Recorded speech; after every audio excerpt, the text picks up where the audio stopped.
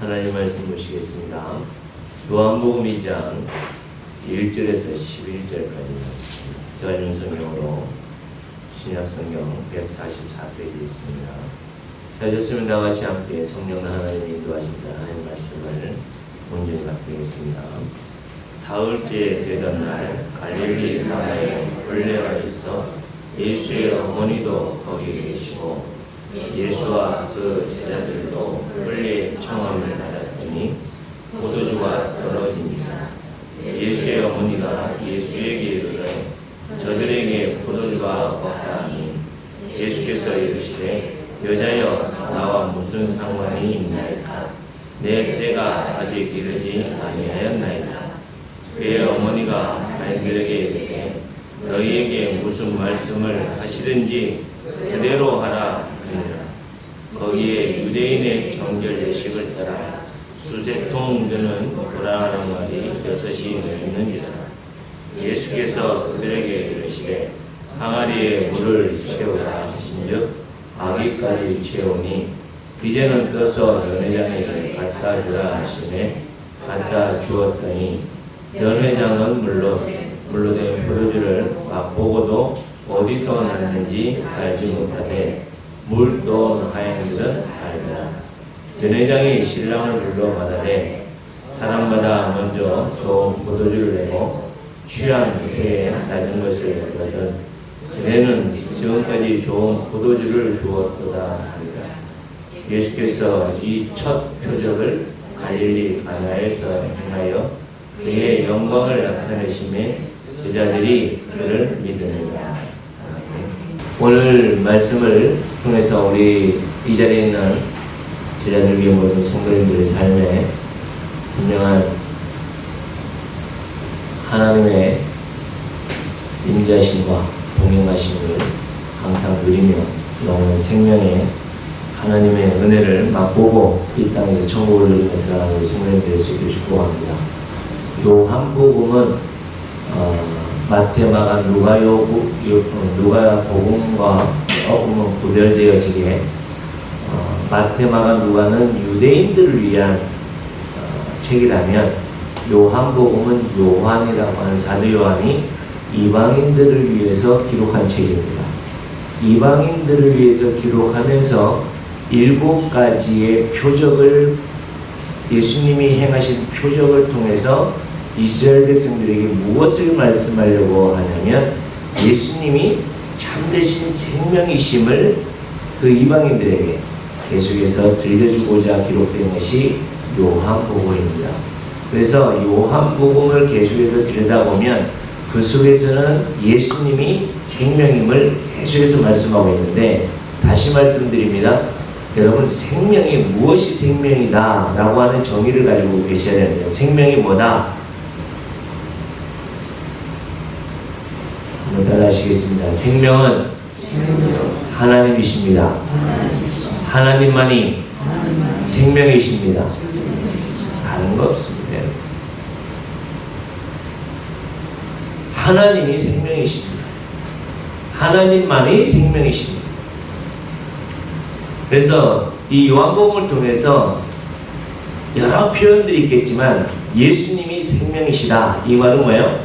예수님이 하나님이시다. 이것을 말씀하고 있는 것이 바로 이 요한복음입니다. 이방인들에게는 신이 없었어요.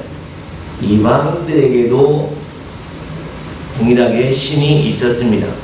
그들이 그 생명을 구하기 위해서, 그 생명을 취하기 위해서 별의별 방법을 다 취해서 생명을 구하고 영생을 얻고자 많이 노력했던 것이 이방 종교들이죠. 그런 이방인들에게 이 요한이 누가요? 예수님만이 유일한 생명이요. 그 예수님만이 우리의 참된 구원자시고 우리를 창조하신 하나님이십니다. 이것을 말씀하고 있는 것이 바로 요한복음입니다. 그래서 작년으로 기록되는데요. 그때도 작년 7월달이었던 것 같은데 예수님은 누구다? 예수님은 빛이십니다. 이것을 한번 말씀드렸고요. 6월달로 기억되는데요. 작년 6월달쯤에 예수님이 뭐다? 떡이신 예수님. 오병이어의 이 기적을 설명하면서 예수님의 우리의 무엇이면 떡이시다. 이것을 말씀드렸고, 그 이후에 몇 주 지나서 7월 달에 예수님이 우리의 빛이시다. 이것을 말씀드렸습니다. 1년이 지나고 오늘은 한번 따라 하실까요? 예수님이 만물의 주인이십니다. 만물의 주인이신 예수님에 대해서 오늘 생각해 보고자 합니다. 오늘 말씀의 시작은 무엇으로 시작합니까? 사흘째 되던 날, 사흘째 되던 날. 여기서 사흘째라는 것은 무엇을 의미하냐면 두 가지를 의미할 수 있는데요. 첫째는 여러분 예수님이 죽은 지 며칠 만에 다시 부활하세요? 사흘 만에, 그죠? 다시 말씀드리면 구원자 되신 예수님을 기록하고 있는데, 이 사흘째 되던 날이라고 하는 이 사흘째는 예수님이 이 땅을 구원하시기 위해서 죽음의 권세를 이기시고 살아나실 때에 대해서 예표해서 제가 기록하고 있습니다. 그것뿐만 아니라 1장에서 계속해서 무엇을 지금 말씀하고 있냐면 이튿날 이튿날 이튿날, 29절에 보면 이튿날 요한이, 그리고 35절에 보면 또 이튿날 요한이, 그리고 43절에 보면 이튿날 예수께서. 그럼 며칠이 되었어요? 1장에서는 이튿날 이튿날 이튿날 세 번이니까 3일이 지났어요. 그리고 나서 오늘 말씀에는 며칠이요? 사흘 후, 그러니까 총 6일째 되는 날이 됩니다. 그래서 두 번째로 이 6일째 되는 날이라고 하는 것을 기록하는 말씀은 뭐냐면 하나님의 무엇과 연결이 됩니까? 창조와 연결이 되어야 됩니다. 그래서 이 요한복음 2장의 첫 번째 표적이라고 하는 말씀을 지금 물로 포도주를 만드는 이 사건이 물로 포도주를 만드신 어떤 기적, 능력 이런 것을 말씀하는 것이 아닙니다. 오늘 우리가 읽었습니다만 11절에 보면 예수께서 이 첫 표적이라고 했는데 표적이 뭐냐? 세메이온이라는 단어를 쓰고 있는데요. 대부분 기적은 두나미스라고 하는 이 다이나마이트 능력과 권능, 죽음에서 살리시는 것, 눈 안 보이던 분을 눈을 보이게 하는 것, 마른 자를 벌떡 일어나서 살리게 하는 것, 이런 것들은 어떻게 보면 기적, 이적 이렇게 말씀하고 있는 그런 두나미스가 어원인데요. 여기에서 말씀하고 있는 표적이라는 건 세메이온, 우리가 이 영어로 어떻게 되어 있냐면 사인이라고 되어 있어요. 사인. 사인이 뭐예요? 어떤 표식을 이야기해요. 쉽게 이야기하면 그렇습니다. 여러분 운전을 할 때 원양 톨게이트를 빠져나가서 딱 첫 번째 대면하는 게 뭐예요? 이쪽으로 가면 서울 쪽, 이쪽으로 가면 부산, 뭐가 있어요? 표지판이 있어요. 그것처럼 여기서 말씀하고 있는 건 표지판이에요. 표지판. 그래서 7개의 표지판을 다 따라가 보니까 거기에 요한복음에 7개의 표지판이 있는데 그 7개의 표지판을 다 따라가니까 결국에는 거기에 뭐가 있어요? 생명이신 예수님, 창조주이신 하나님이신 예수님을 기록하고 있는 게 요한복음입니다. 그래서 첫 번째 단추가 끼워지는 이 말씀은 엄청나게 중요한 말씀입니다. 그래서 오늘은 조금 집중해서 저를 보시고 말씀을 잘 들어주시면 좋겠습니다. 좀 전에도 말씀을 드렸듯이 이 사흘째 되는 날, 예수님이 죽음에서 살아나신 날, 그리고 6일에 하나님이 창조하신 것을 말씀했다고 말씀드렸어요. 이것처럼 사흘째 되는 날에 어디에서요? 지금은 어떤 사건이 되어지는 배경이 되어지고 있는 그 현장이 지금 어디로 되어 있어요? 혼례 예식, 잔치, 결혼 예식을 벌이고 있는 그 동네에 이루어지고 있는데, 우리 사진을 한번 보겠습니다. 사진을 보면 이 가나가 어디쯤이냐면 여기 보면 갈릴리 바다가 있어요. 북쪽입니다. 예수님이 주로 사역했던 곳이 갈릴리 쪽인데요. 그 갈릴리에서 서쪽으로 쭉 가면 여기가 가나고 여기가 예수님의 고향인 나사렛. 주로 예수님이 사셨던 곳이 나사렛이십니다. 그래서 그 나사렛에서 가나까지 사람 하나만 넘으면 넘어갈 수 있는, 그래서 한 7km 정도 되는 거리라고 하는데 버스로 요즘 한 15분이면 간다고 합니다. 그래서 당시대에 나사렛에서 사셨던 예수님, 그리고 그의 누구예요? 어머니 마리아까지 해서 그 가나의 혼인잔치에 다 지금 초대를 받아서 가고 있는 것입니다. 왜 굳이 그런데 첫 번째 기적과 이적을 가나에서 행하느냐? 예수님이 왜 가나라고 하는 그 동네를 선택하셨을까? 결혼을 가나에서만 했었을까요? 아니죠. 가나에서 해야 되는 이유가 1장에 말씀하고 있는데요. 1장에 예수님께서 제자들을 쭉 부르십니다. 그럴 때에 39절에 보면 예수께서 이르시되 와서 보라. 그러므로 그들이 가서 계신 데를 보고 그날 함께 거하니 때가 12시쯤 되었더라. 그래서 이제 요한을 부르고 또 안드레를 부르고 베드로를 부르고 이렇게 해서 이제 제자들을 쭉 부르시죠. 그렇게 부르는 가운데 43절 이후로 보면 이제 누구를 부르냐면 빌립이라고 하는 예수님의 제자가 나다나엘이라고 하는 제자를 부릅니다. 그럴 때 이 나다나엘이 뭐라고 얘기를 하냐면 나사렛에서 무슨 선한 것이 나오겠느냐, 그죠? 우리가 잘 아는 대로 46절에 보면 나다나엘이 이르되 나사렛에서 무슨 선한 것이 나올 수 있느냐?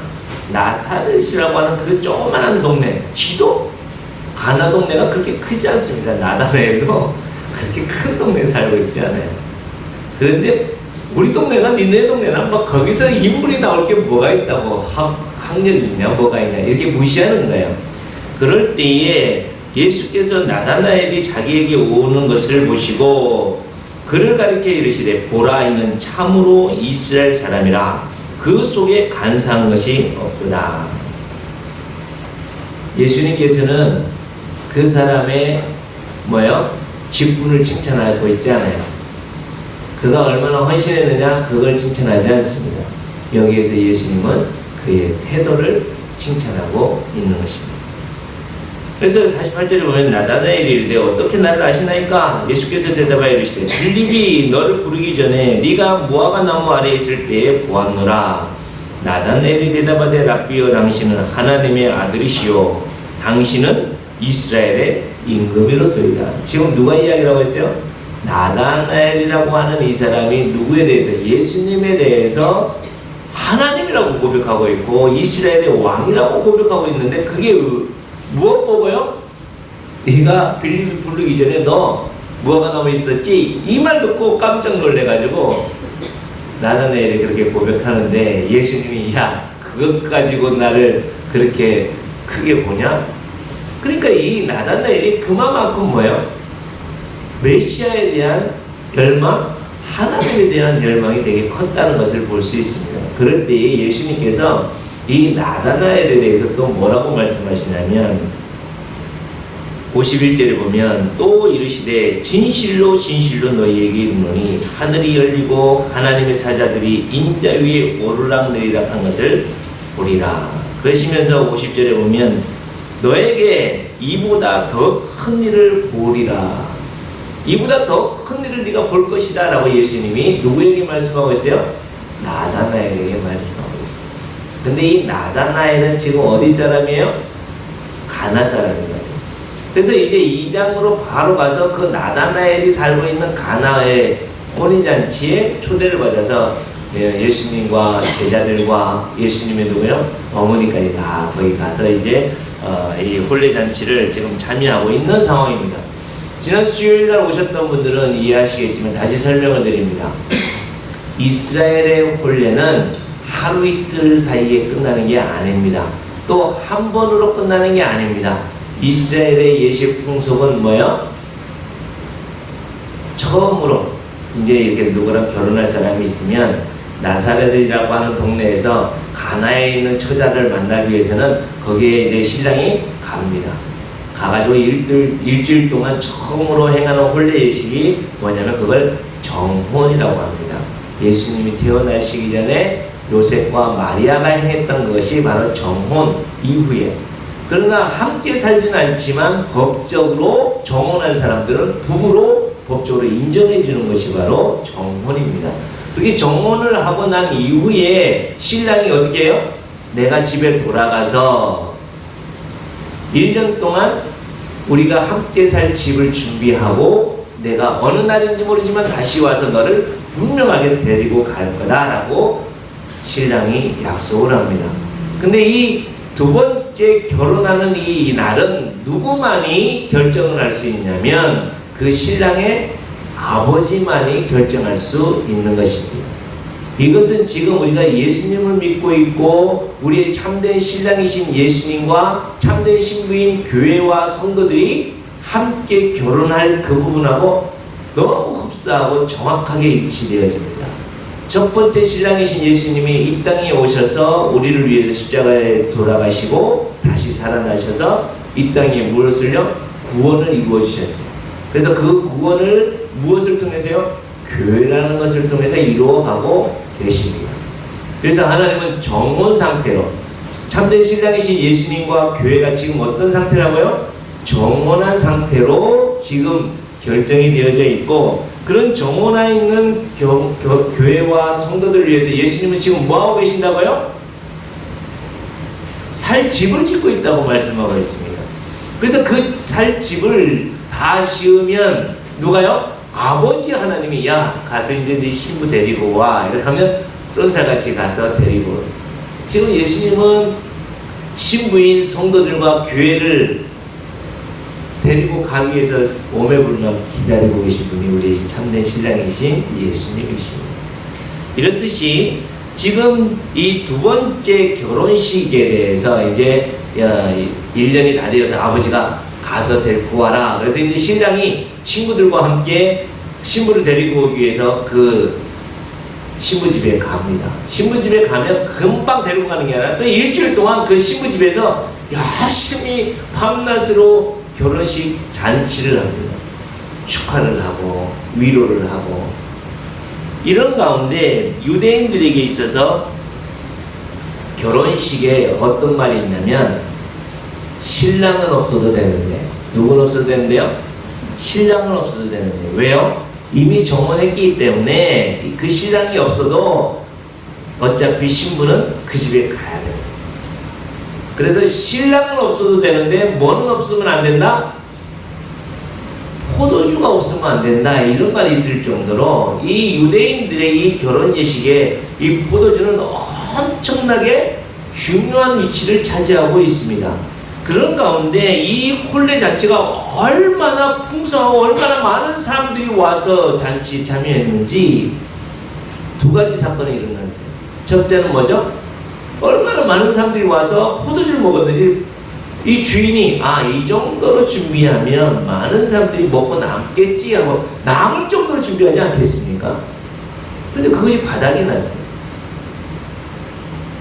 또 두 번째는 뭐냐면 우리가 쭉 살펴보았듯이 6절 말씀에 보면 거기에 유대인의 정결 예식을 따라 두세 통 드는 동안 항아리 6이 놓여야 되는데 도로 항아리에 물을 잔뜩 부어놓고, 이 지방은 우리나라와 다르게 뭐가 많을까요? 먼지가 많아요. 그래서 발도 씻고 손도 씻어야 음식을 먹을 수 있거든요.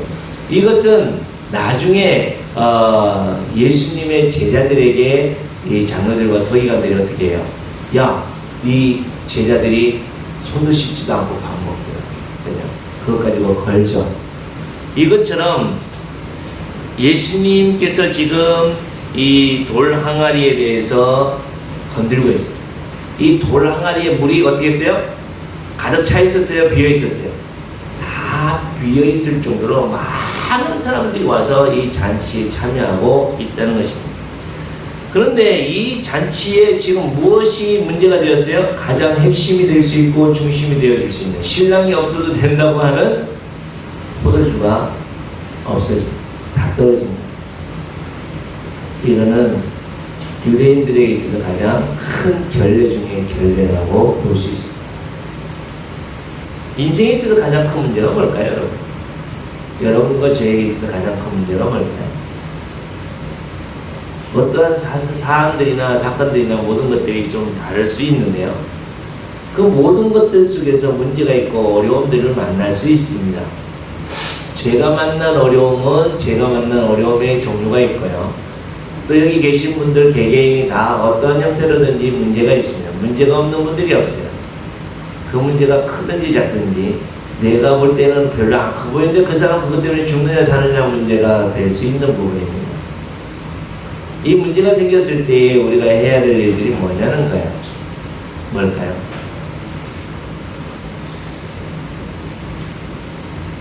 지난주에 우리가 살펴봤듯이 다시 말씀드립니다. 믿음의 사람들은 고난이 있고 어려움이 있을 때 창조주 하나님만 어떻게 한다고요? 찬양하고 높여드리는 것이 여러분과 제 목인 줄 믿습니다. 그래서 그 하나님을 높이면 하나님이 나를 높여주신다. 이게 하나님의 약속이요 하나님의 백성의 삶의 모습입니다. 근데 이 가운데 지금 이 결혼 예식에 예수님도 계셨지만 누구도 있었어요? 예수님의 육체의 어머니 마리아가 있었습니다. 여러분, 예수님의 어머니 마리아는 예수님을 잉태하기 전부터 천사가 와서 한 이야기를 알고 있었어요? 없었어요? 알고 있었어요. 예수님에 대해서 알고 있었어요? 없었어요? 알고 있었어요. 마리아는 예수님이 하나님의 아들로서 이 땅에 구원자로 오실 구원자인 것을 알고 있었어요. 그래서 하나님이시기 때문에 지금 이 가정의 어렵고 힘든 문제, 인생의 문제들을 해결해 주기를 예수님이 지금 마리아가 예수님께 요청하는 것입니다. 그럴 수 있을까요? 없을까요? 그럴 수 있습니다. 네. 마리아이기 때문에 충분히 그럴 수 있을 거예요. 오늘 본문에 보면 그 누구도 이 포도주 떨어진 거에 대해서, 포도주 없어진 거에 대해서 어떻게 할 방법을 찾을 수가 없어요. 연회장? 본문에는 기록되어 있지 않지만 쉽게 이해할 수 있는, 야 없어? 그럼 어쩔 수 없지만 이제 끝이야. 파장! 이럴 수 있잖아요. 집의 주인이나 신랑이나 신부나 그 어떤 것들에 대해서 어떤 결과가 올지 모르지만 자기가 맡은 거는 뭐예요? 자기가 거기까지 끝. 그래서 포기할 수도 있잖아요. 신랑 신부 아버지는 어떻게 했을까요? 좌절했지 않았을까요? 내가 그렇게 준비한다고 했는데 이게 계산대로 안 된다. 우리의 인생에 있어서 여러분 계획대로 되는 게 있는가요? 한 개도 없습니다. 한 개도. 그럴 때 우리가 해야 될 게 뭐냐는 거예요. 오늘 말씀에 보면 3절에 보니까 포도주가 떨어지니라 예수의 어머니가 예수에게 이르되 저들에게 포도주가 없다 하니 이 문제의 핵심을 예수님에게 이야기를 한 거예요. 그럴 때 4절에 보면 예수께서 이르시되 여자여 나와 무슨 상관이 있나이까 내 때가 아직 이르지 아니하였나이다. 세 가지를 이야기를 하고 있는데 여자여라고 하는 부분들인데요. 어머니를 여자여라고 하면 우리나라 표현으로 하면 참 버리장물이 없는 거죠. 그러나 여기에서 하고 있는 여자여라고 하는 것은 그런 의미가 아닙니다. 당시대에 여러분 잘 아시는 대로 여자는요 숫자에도 들어가지 않았어요. 지금도 이 저쪽 중동 지역에 가면 여성들이 히잡 쓰고 다니잖아요. 그건 뭘 의미합니까? 인정하지 않는다는 거예요. 여자로서, 아니 사람으로서 인정하지 않는 거예요. 그래서 히잡을 벗으면 그냥 죽이는 거예요. 그냥 폭력을 해도 아무도 거기에 대해서, 왜요? 네가 너의 삶을 포기를 했기 때문에 그 누구도 너에게 폭력을 해도 법적으로나 사회적인 풍습으로나 그 누구도 보호할 수 없는 시대가 바로 그 지방의 문화입니다. 이처럼 지금의 이 시대도 마찬가지지만 당시대에도 여인들에 대해서 전혀 인권이나 여인들에 대한 인격적인 대우가 전혀 없는 상황입니다. 그런 가운데 예수님이 여자여라고 하는 이 부분들은 여성임을 고백하는 거예요. 여성의 인격으로서 대접해 주는 거예요. 그러면서 또 하나는 뭐냐면 예수님께서 여자여라고 하는 이 표현은 이제 육체의 어머니요, 나는 누구라는 거예요? 나는 이제 구원의 일들을 하기 위해서 당신과 나에게 분리되어지는 나입니다 라고 하는 고백입니다.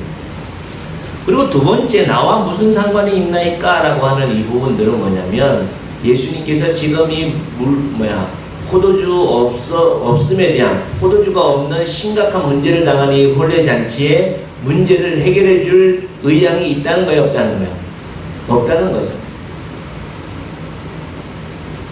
근데 이 부분만이 그런 게 아니라 예수님께서는 계속해서 곳곳에서 많은 부분들에 있어서 잘 아시는 대로 나사로가 죽었어요. 그 동생들이 빨리 와서 좀 고쳐주소, 죽을라 해요. 그럴 때 예수님이 빨리 갔어요, 안 갔어요? 안 갔어요. 죽을 때까지도 안 갔어요. 죽고 나흘이나 지났는데 그때서 가는 거예요.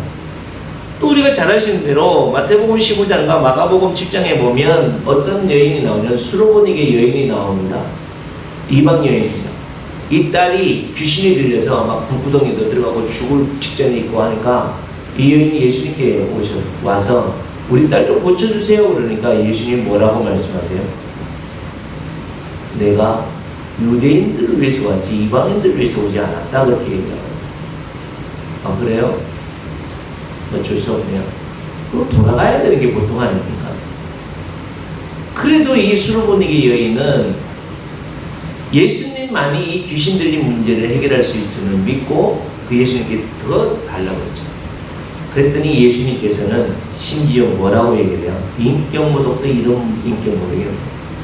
어떻게 자식의 떡을 취해서 개에게 던져줄 수 있느냐 이거예요. 여기에서 자식이 가지고 있는 떡은 자식의 입으로 들어갈 떡이 아닙니다. 여기에서 떡은 뭐냐면 자식들이 그 기름진 것을 먹고 기름진 음식들을 먹고 이 손에 묻어있는 그 기름진 것이나 오물들을 그 빵 이런 것으로 이렇게 닦아 지금으로 말하면 냅킨입니다. 휴지입니다. 그거 자녀들이 손 닦을 수 있는 이 떡인데 그걸 취해서 이방인 개에게 줄 수 있겠느냐. 그럴 때 이 여인은 뭐라고 해요? 맞습니다. 그런데 개들도 주인의 잔에서 떨어지는 이 주인들이 막 손 닦고 했던 버려진 그 떡을 먹는 것처럼 그 조그만한 당신이 참된 왕이고 주인인 건 내가 아는데 그 조그만한 자비라도 보여주셔서 우리 딸을 낫게 해주십시오. 이처럼 예수님은 문제가 생기고 어려움이 생기면 바로바로 해결해 주시면 되는데 그렇게 안 하고 계신다는 거예요. 지금도 예수님의 어머니 마리아가 이 집에 지금 포도주가 떨어졌다고 하는데 그래요? 그럼 내가 나서서 해줄게요. 그러면 되는데 나와 무슨 상관이 있습니까? 라고 얘기를 하는 거예요. 그리고 내 때가 아직 아니다 라고 지금 얘기를 합니다. 이것은 무엇을 말씀합니까? 사랑하는 성도는 꼭 기억할 수 있기를 바랍니다. 여기에서의 핵심은 뭐냐면 예수님은 이 땅에 오신 목적이 우리 인생들의 먹고 마시고 입는 인생의 가장 기초가 되어지는 그 욕구를 채워주기 위해서 오신 분이 절대로 아니라는 사실입니다.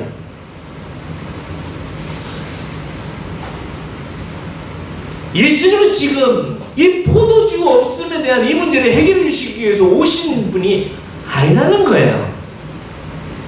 예수님은 나사로의 그 병을 고쳐주기 위해서 의사로 오신 분이 아니라는 사실입니다. 수로보니게의 그 딸의 귀신을 쫓아내기 위해서 능력자로 오신 분이 예수님이 아니라는 사실이에요. 예수님은 어떤 분이에요? 예수님은 만왕의 왕으로 오신 분이 바로 예수님이라. 그게 뭐냐면 이 물 항아리에 물이 없는 것에 대해서 물을 채우라고 하죠. 사실 예수님께서 물을 꼭 채워야 포도주로 만드실 수 있는 능력이 있는 거예요? 그것 또한 아니지 않습니다. 여기에 의미가 있습니다. 여기에서 이야기하는 것은 율법적인 유대인들이 가지고 있는 자기들의 이 방법들, 자기들의 그 생각들, 내가 11조하고 주일 성수하고 기도를 하고 뭘 해야 구원을 받고 하나님의 복을 받는다고 생각하는 그런 의식들과 똑같은 게 바로 여기에 여섯 문화. 예수님 그거를 깨트려버려요. 그것을 완전히 무시하는 게 아니라 그것을 하나님께서 어떻게 하신다고요? 온전히 완성하시기 위해서 오신 분이 바로 예수님이십니다. 예수님께서는 지금 여러분들이 정말 모든 일들에서 내 의지, 내 생각들을 다 내려놓으시고 다시 한번 첫걸음을, 우리의 인생의 첫걸음을 누구에게요? 만왕의 왕이시고 주인이신, 만물의 주인이신 그 하나님 앞에 우리가 한 걸음 내딛기를 원하고 계십니다. 그래서 예수님께서 이 물 한 마리에 물을 채우라 하시고 그것을 그대로 어떻게 해요? 떠다 줘 그러는 거예요. 그럴 때 여러분, 이 모든 일들에 있어서 핵심이 뭐냐면 3절에 있는 말씀인데요. 포도주가 떨어집니다. 예수의 어머니가 예수에게 이르되 저녁에 포도주가 없다 하니, 그러면서 5절에 보면 그의 어머니가 하인들에게 이르되 너희에게 무슨 말씀을 하시든지, 한번 따라 하실까요? 너희에게 무슨 말씀을 하시든지 그대로 하라. 그대로 하라.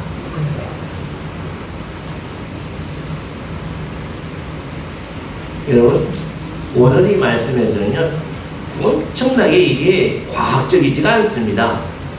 이게요, 이성적이지도 않아요. 논리적이지도 않습니다. 야들아, 돌 한 마리에 물 채워. 그것 가지고 포도주가 떨어져 있는 그 포도주가 필요한 그것에 떠다 줘 그러는 거예요. 이걸 뭘로 설명하겠습니까, 여러분?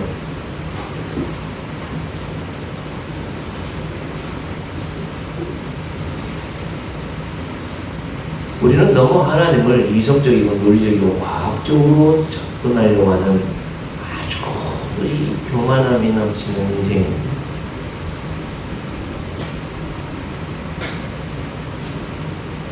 오늘의 핵심은 이겁니다. 만왕의 왕이신 그 하나님만을 의지하고 그 하나님과 나와의 관계가 회복되어지기를 축복합니다. 또한 그 하나님을 믿는다면 그 왕이신 하나님 앞에 우리가 뭐요? 어떤 말씀이라도 내 생각과 달라도, 내가 어떠한 손해를 봐도, 내가 어떠한 아픔이 있다 할지라도 그 하나님의 말씀 앞에 순종하며 나아가기를 왕이신 하나님 우리에게 말씀하고 있습니다. 왕이신 하나님, 만왕의 왕이신 하나님, 주인이신 하나님, 그 하나님의 말씀 앞에 순종하며 나갈 수 있는 여러분과 제가 될 수 있기를 바랍니다. 어디에서 이걸 이룰 수 있을까요? 여러분들의 가정에서, 여러분들의 직장에서 이루어지면 정말 좋겠는데, 가장 근본적인 이 교회에서 그것이 이루어지지 않는다면 아주 이거 진짜 심각해도 너무 심각한 부분들입니다.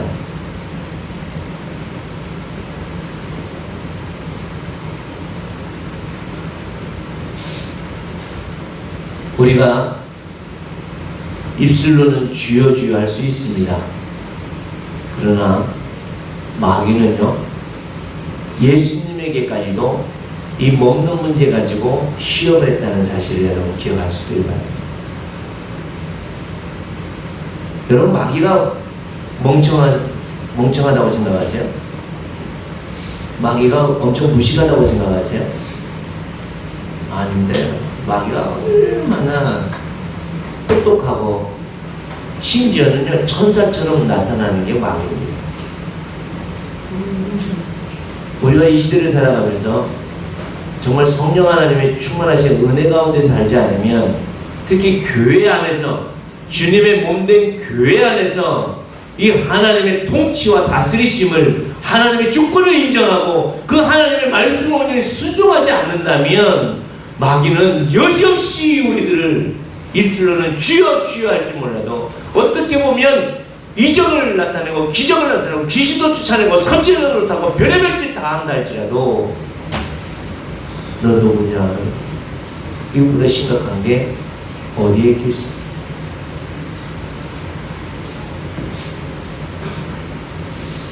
예수님께서는 떠다 주어라. 떠다 주어라. 그럴 때 연회장에게 갖다 주었을 때 그 연회장이 그 물로 된 포도주를 맛보고, 뭐요? 물로 된 포도주를 연회장이 먼저 맛보고, 야, 이 포도주 이게 갖다 줘도 되느냐? 여러분, 사람이 해결한다면 뭐 어떻게 하겠어요?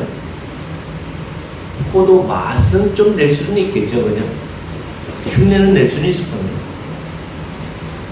그러나 우리 예수님은 물로 포도주를 만드시기 위해서 오신 분이 절대로 아니라 우리의 인생의 근본적인 왕으로 오셔서 우리의 삶에 직접적으로 이번 첫 단추는 요건데 그 다음 단추, 그 다음 단추, 그 다음 표적으로 나아가보면 진정한 누굴 본다고요? 생명이신 만왕의 왕이신 그 하나님이신 예수님을 보게 되는 첫 관문이 오늘 말씀입니다. 오늘 첫 단추를 잘 띄워서 다시 한번 예수님을 내 일부분으로 내 목적을 이루기 위한 도우미가 아니라 참된 나의 왕이요 나의 전부로 고백할 수 있는 여러분과 제가 될 수 있기를 축복합니다. 또한 그 말씀 앞에 그분이 하시는 말씀이라면 이제는 십자가의 길이라 할지라도 순종하며 나가겠다는 결단으로 남은 데서 살 수 있는 우리 제자들에게 모든 공동체와 모든 성도님들의 가정과 삶이 될 수 있기를 주님으로 축복합니다. 하나님, 이 시간 성령 하나님의 인도하신다는 말씀을 받고 또한 하나님의 능력과 권능을 받아 남은 여생 하나님의 영광과 감사를 살며 만왕의 왕이신 주님의 인도하심과 주님의 주권적인 역사하심에 순종하고 살기로 결단하고 다짐합니다.